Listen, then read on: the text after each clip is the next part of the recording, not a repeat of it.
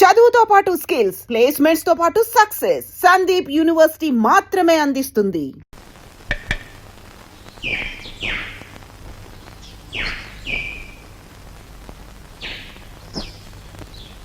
ఈ కుండంతా 4 రూపాయలమ్మా. 40 పైసల కుండ 4 రూపాయలా? ఇదేం బంగారం కుండ? ఆయన తొక్కేది మట్టా బంగారమా? ఇంతైతే ఎవరు కొంటారు? వద్దులే, వస్తా. కుమారరామన్న దగ్గర నీ ఉద్యోగం ఏమిటట?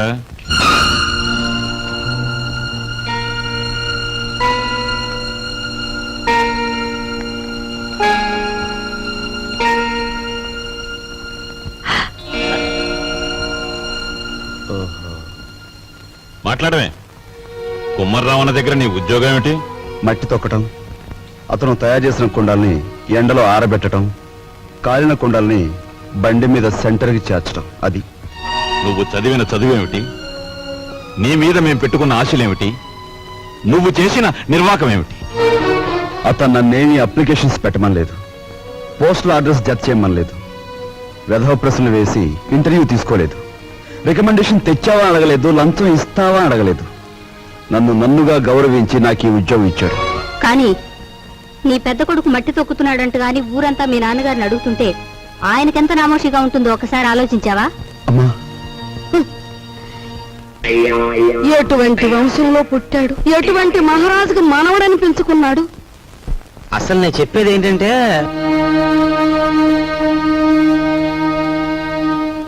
ఇలాంటి అప్రదిష్ట పనులకు తలపెడితే ఈ ఇంట్లో ఇంకా పెళ్లి కావాల్సిన పిల్లలు ఉన్నారు. వాళ్ళని చేసుకోవడానికి ఎవడైనా ముందుకొస్తాడా? ఏ మా చెల్లి పెళ్లి చూపు సమయంలో మీరు వచ్చి పెంట చేశారే, అప్పుడు లేదా ఈ అప్రదిష్ట? నాన్న, ఏమీ చెయ్యకుండా మీకు భారంగా ఉండే కంటే ఏదో ఒక పని చేసి ఇంత సంపాదించడం నా బాధ్యత అనుకున్నాను, సంపాదిస్తున్నాను.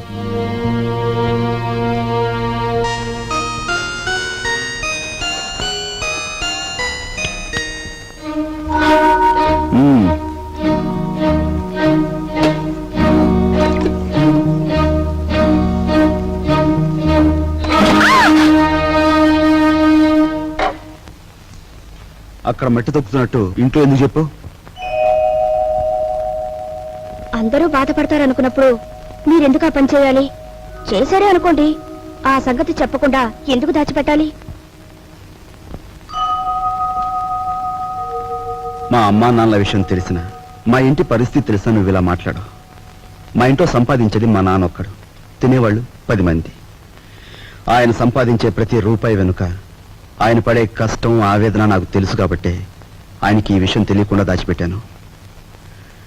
కట్నం ఇవ్వలేదన్న నెపంతో ఒకవైపు నుంచి మా మావయ్య బాధ పెడుతుంటే మరోవైపు నుంచి అప్పులు వాళ్ళు బాధిస్తున్నారు. ఇలా ఇంటా బయట అనేక బాధలతో నలిగిపోతున్న మా నాన్నగారికి ఒకరోజు దారిలో 5,000 రూపాయలు దొరికాయి. మొత్తం తీసుకెళ్లి పోలీస్ స్టేషన్లో అప్పగించాను. దానిలో ఒక్క రూపాయి కూడా నేను ముట్టుకోలేదు. ఒక్క రూపాయి కూడా నేను ముట్టుకోలేదు. ఒక్క రూపాయి కూడా. ఏమండి, అసలేం జరిగిందండి? లలిత, నువ్వు ఎన్నోసార్లు నన్ను ధర్మరాజు ధర్మరాజు అంటూ ఉంటావు. కానీ ఇవాళ నీ ధర్మరాజు దొంగతనం చేశాడు. మీరు దొంగతనం చేశారా? అవును లలిత, అందులో 10 రూపాయలు కాజేశాను. ఏమండి, ఎందుకు తెలుసా? మన అబ్బాయి ఉద్యోగానికి అప్లికేషన్ పెట్టడానికి. ఎన్నడూ రాని ఉద్యోగం ఈసారైనా వస్తుందేమోనన్న ఆశ. లలిత, ఇంకెప్పుడు నన్ను ధర్మరాజు అని పిలవకు. లేదండి, ఇప్పుడు మీరు నిజంగా ధర్మరాజు. అశ్వత్థామాత కుంజరహ అని ధర్మరాజు అంతటి వాడు అబద్ధం ఆడాడు. అది ఆపద్ధర్మం లలిత. ఇది ఆపద్ధర్మమేనండి. మన బిడ్డ కోసం మీరు చేసింది ఆపద్ధర్మమే. మా అందరి అవసరాలు తీర్చడానికి అంకితమైపోయిన మనిషి మా నాన్న. అలాంటి మనిషి కోసం నేను మట్టి తొక్కడమే కాదు, ముష్టెత్తుకునైనా సరే మా ఇంటి బాధ్యతను కొంతవరకైనా స్వీకరించాలా లేదా? ఇప్పుడు చెప్పు, నేను చేస్తున్న పని తప్పంటావా? తప్పంటావా? ఆ?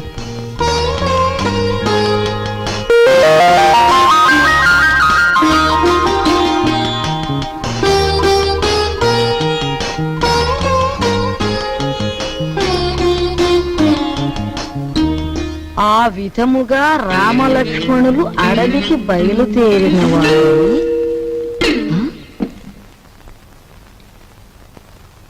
ఏంటబ్బా? ఓ చిన్న సచ్చినాడా, ఆ పెద్ద సచ్చినాడేమో మట్టి తొక్కుతున్నాడా, వీడేమో పాచూడుస్తున్నాడా. వీళ్ళకి ఏం పోయే కాలం వచ్చిందమ్మా? ఇంతకీ నేను పని మనిషిని ఎందుకు పెట్టినట్టు? హ? అబ్బాయ్, ఏంటమ్మా? నువ్వు ఆఫీస్కి వెళుతున్నావల్లే ఉంది. పెళ్లి దగ్గరకు వచ్చింది కదా, పనులన్నీ తొందరగా జరగాలి. అప్పడాలు చెయ్యాలి, వడియాలు పట్టాలి. ఓ 400 ఉంటే అమ్మాయికి ఇవ్వు. అమ్మా, ఆఫీసులో లోన్కి అప్లై చేశాను, అది రాగానే ఇస్తాను. అదేమిటన్నయ్య, అయ్యవారు వచ్చే వరకు అమావాస్య అవుతుందా? తెలిసిన వాళ్ళ దగ్గర ఏ చేయబోదో తీసుకుని ఈ పని కాస్త జరిపించు. వెళ్ళిదు.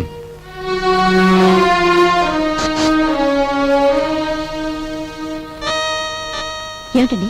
నీకు మధ్య ఏమన్నా పోయిందా? మన బాకీ తెచ్చుకున్న వాళ్ళని పెళ్లి పనులు చేసుకోమంటావేంటి? అయ్యో రామ, పెళ్లి చూపుల రోజు మీరేమన్నారు? మా కట్నం బాకీ తెచ్చకుండా ఈ ఇంట్లో ఏ శుభకార్యం జరగటానికి వీల్లేదన్నారా? ఇప్పుడు ఈ పెళ్లి జరిగిందనుకోండి, దానికి ముందు మన బాకీ తీరుస్తారన్నమాటేగా. అమ్మని, నువ్వు అసలు రాజకీయాల్లో దిగాల్సిందానివే, పొరపాటున నన్ను కట్టుకున్నావు. సమయానికి వచ్చారే పిల్లలారా, మీ పెళ్లి పనులు మేము అందుకోవద్దు. అలాగే మా ఇంట్లో పనులు కూడా. రండి రండి.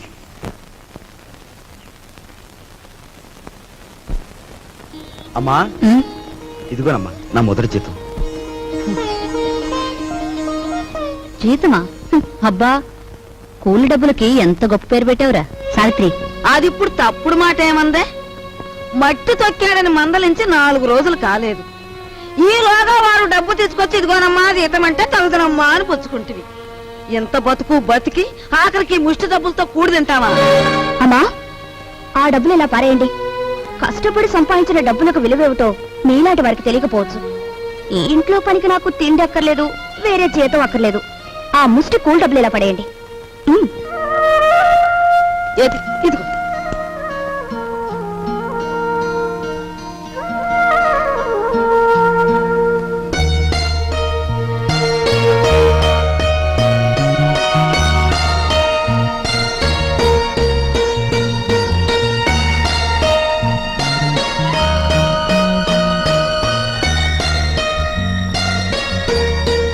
భార్యాభర్తల మధ్య ఉండవలసిన అవగాహన చూపించు. నువ్వు ఈ ఇంటికి పని మనిషివైనా నాకు నా మనిషివి.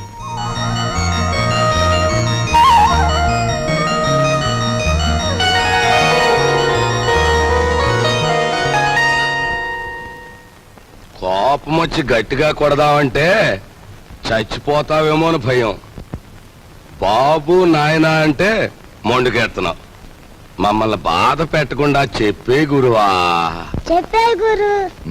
మనవడక చూసావా, పరాయి సొమ్మంటే పరిసిగుంటాడు కూడా ఎలా సత్తపడిపోతున్నాడో. ఎంతమందిని బాధ పెట్టడం భావ్యం కాదు గురువా. అలో చెప్పే గురు, ఉన్న ఒక్క కూతురు ఇల్లు వదిలి వెళ్ళిపోతే నేను వెతికించలేదు, పేపర్ ప్రకటన కూడా ఇవ్వలేదు. అంత ముందేవాడిని మీ బెదిరింపులకు నేను లొంగుతానా? గురువా మాట నా చెప్తాను. ఈ మొండిఘాటంగాడికి కూతురుందంటున్నాడుగా, ఈడు పేపర్లో ప్రకటన ఇవ్వకపోయిన ఈ తరపున మనం ప్రకటించేస్తే ఆ కూతురు ఇంటికి చేరిపోద్ది. ఆ తర్వాత స్వామియే శరణం. Very good very good. Hello నవ్వకే బాబు, కుర్రోడు దొరుచుకుంటాడు. ఆ నవ్వేదో ఇనపెడి దగ్గర నవ్వు, ఓపెనింగ్ గా నవ్వుద్ది.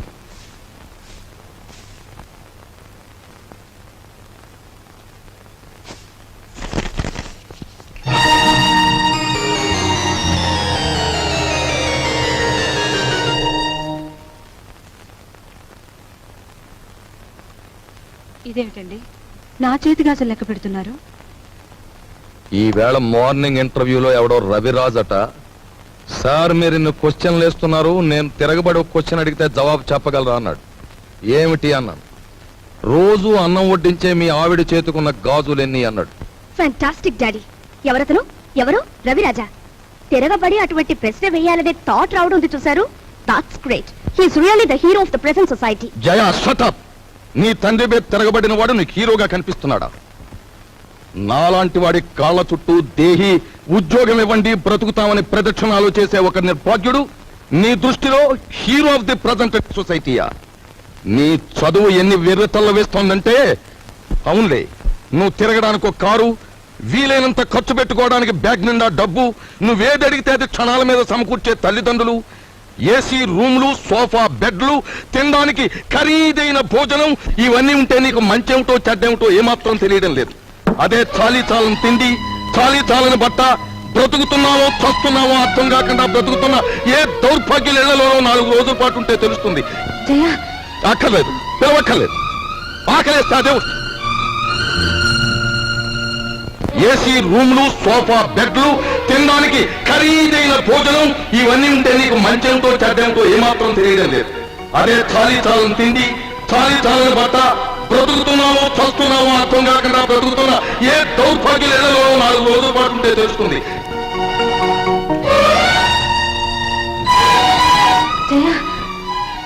అక్కర్లేదు, పిలవక్కర్లేదు.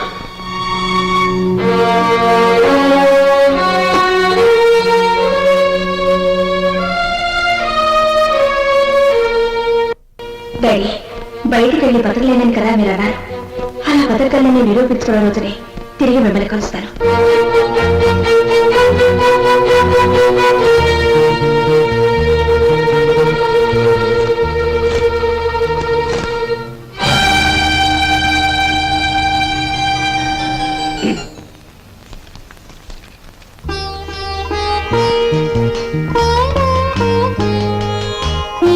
నీ సంస్కారం చూసి ఆశ్చర్యం కలిగినా నువ్వు కలవర అమ్మాయివని మాత్రం ఊహించలేకపోయావు. పేపర్లో నీ ఫోటో చూశాక నువ్వు ఇంట్లోంచి పారిపోయి వచ్చావని అర్థం. నువ్వు ఇక్కడే ఉన్నావని మీ నాన్నగారికి ఫోన్ చేశాను. నిజానికి మీలాంటి గొప్పవాళ్ళు ఉన్న ఈ ఇంట్లో మా అమ్మాయి మీ అందరి మన్ననలు పొందింది అంటే అందుకు నాకెంతో ఆనందంగా ఉంది.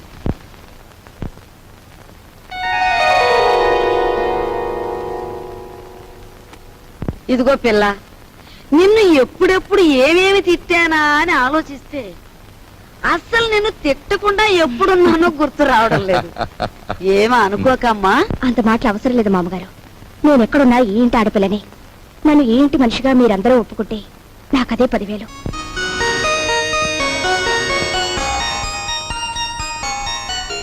కూర్చోమ్మా, వెళ్ళొస్తానండి. వెళ్ళాలి, వెళ్ళాలి. నువ్వు వెళ్ళి అమ్మకి కనిపించు, నీకోసమే చూస్తోంది. చూడమ్మా, నేను పైకెక్కి దిగలేను గాని ఆ సేఫ్ లో 50,000 పట్రా ఆఫీసు తీసుకెళ్ళాలి. అదే డాడీ, మీరు సేఫ్ నంబర్ నాకు ఎప్పుడు చెప్పలేదుగా. సారీ, నీకు తెలియదుగా. వెళ్ళి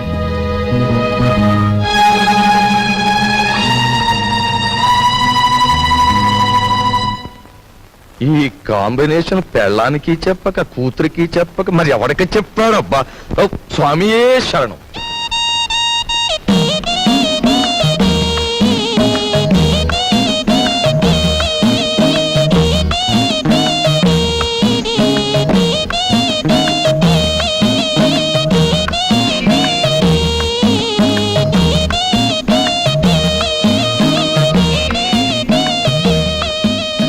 భయపడొద్దు, అటు తలుపు తీసి ఉంచుతాను, రా.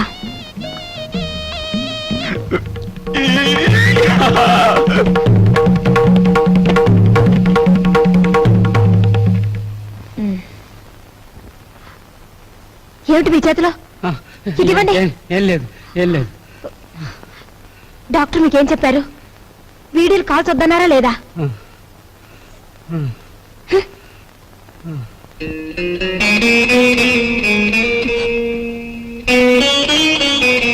సారీ. రోజు కిటికీ దగ్గర అలా చూస్తూ నిలబడిపోతావు. మనసు పాడైపోవడం లేదు. నువ్వు నాకంటే చిన్నవాడివి, నీకు ఆ విషయం తెలుసా? అన్నట్టు ఆ సోఫాలో ఉన్న ఆయన ఎవరనుకుంటున్నావు? తెలుసు, మీ ఆయన. ఆయన కడుపులో రాచపుండు. డాక్టర్లు బ్రతకడంటున్నారు. చాలా మంచి మనిషి. ఆయన ఎలాగైనా బ్రతికించుకోవాలి. దానికి బోలె డబ్బు కావాలి. అన్నట్టు నీ దగ్గర డబ్బుందా? నీ దగ్గర డబ్బుందా? నీ దగ్గర డబ్బుందా? నిన్నేరా అడిగేది. నీ దగ్గర డబ్బుందా? నేను డబ్బు కోసం వ్యభిచారం చేస్తున్నాను. ఫూల్. డబ్బు లేని చవటవి ఆ కిటికీ దగ్గర చేరి దేనికే ఆ చూపులు? ఇంకొక్కసారి అలా చూసావో వెళ్ళు, అవుట్.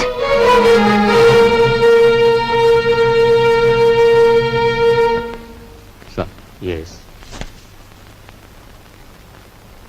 సార్, నా కూతురు వివాహానికి పిఎఫ్ లోనికి అప్లికేషన్ పెట్టాను.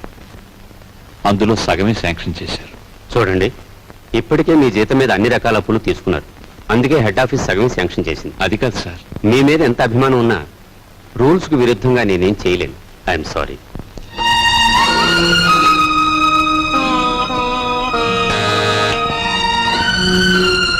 రాఘవయ్య మళ్ళీ అప్పుకేగా వీళ్ళే.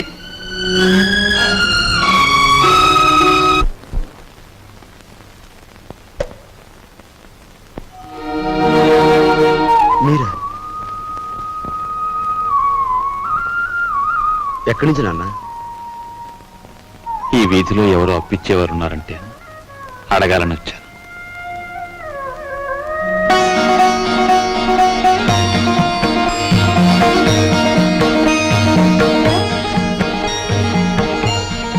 నాన్న,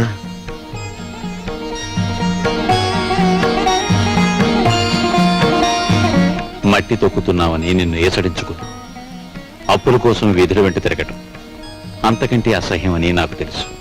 నాన్న, నేను మారిపోయానని చెప్పేందుకు రాలేదు. మేం మారవని చెప్పటానికే నేను ఇక్కడికి వచ్చాను. నాన్న, అంతే. మేం మారం, మా తరం అంతే.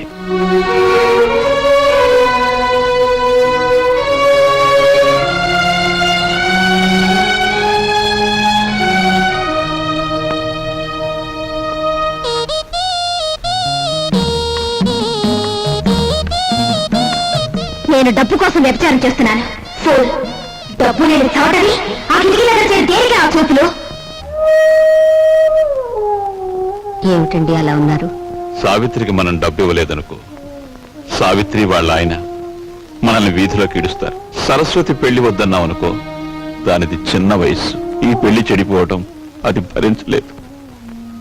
మీరేం బాధపడకండి, ఇవి మనకి ఎప్పుడూ ఉన్న కష్టాలేగా. మిమ్మల్ని చూస్తుంటే నాకేమిటో భయంగా ఉంది. ఈ భయాలతోనే మనందరం నాన్నగారి బాధ్యతను పెంచేస్తున్నాం. మనం ఎదిరించి ఓ నిర్ణయం తీసుకోకపోతే అవి పరిష్కారం కావు. అమ్మా, అమ్మా, నువ్వా బాబు? రా.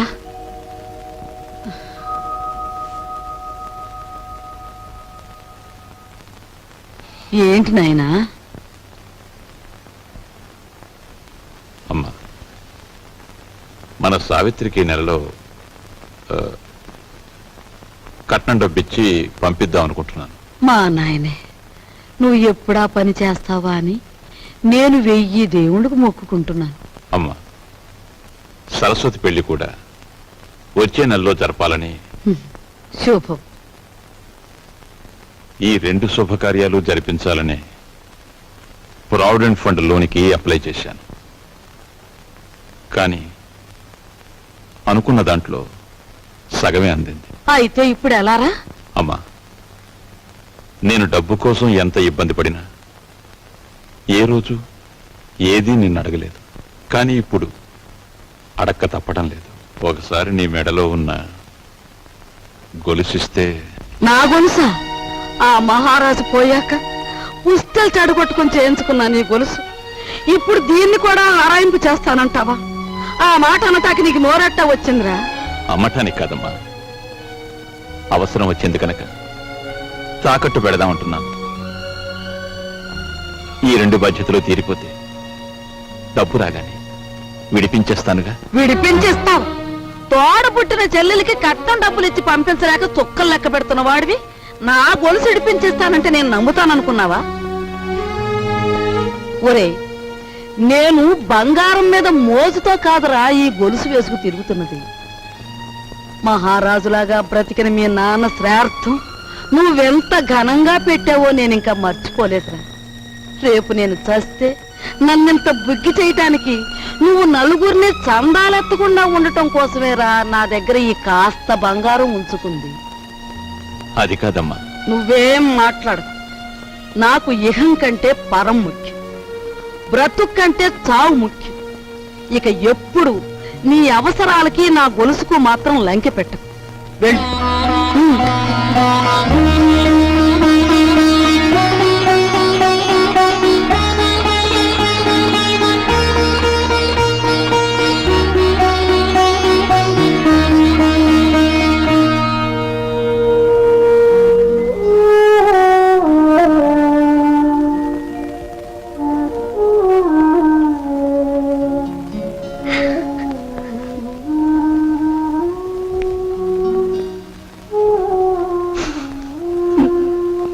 ఈ భయాలతోనే మన అందరం నాన్నగారి బాధ్యతను పెంచేస్తున్నాం.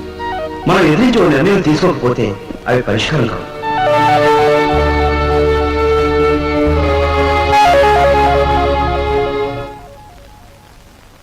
అమ్మాయి సావిత్రి, ఏమ్మా?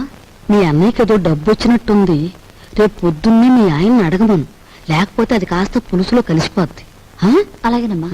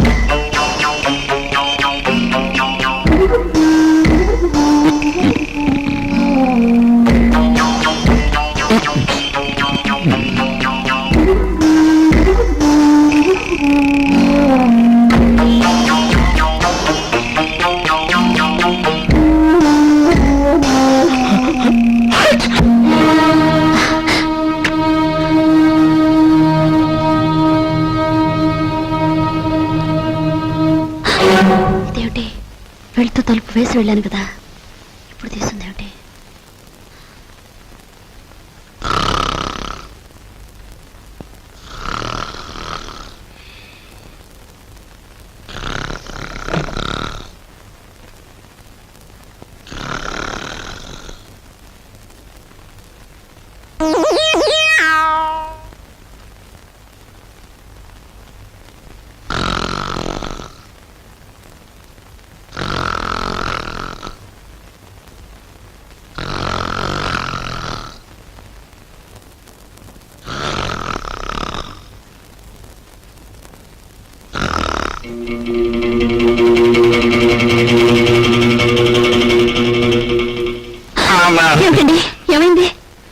లేదే, ఒంటరిగా పడుకుంటే నిద్దట్లో పేడకాలు వస్తున్నాయి.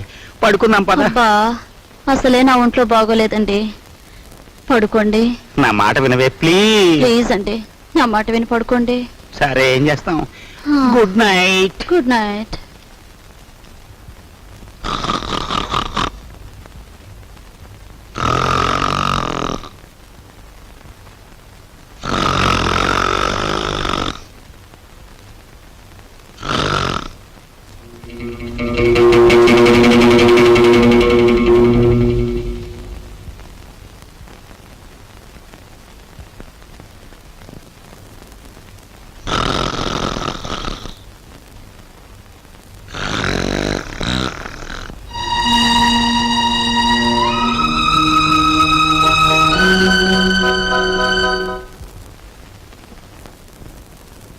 And for more videos, Please subscribe to iDream. Please subscribe to iDream. Please subscribe iDream. And please subscribe to iDream. For more videos, subscribe to iDream. Please like, share and subscribe to the channel. congratulations, iDream. Subscribe to iDream. Subscribe to iDream. So subscribe to iDream Media. iDream ki iDream team andarki huge congratulations. Please subscribe iDream Media. Please subscribe to iDream. Subscribe iDream. Please subscribe to iDream. iDream అంటే నా కళల channel subscribe చేసుకున్న నోరు తిరుగుతలేదు, మీరైతే గంట గుర్తు కొట్టండి. For more such videos, please subscribe to iDream. Subscribe to iDream. Please subscribe to iDream. Please subscribe iDream Media. Please do subscribe to iDream. Please subscribe to iDream Media. For best entertainment and information, please subscribe iDream. And don't forget to subscribe to iDream.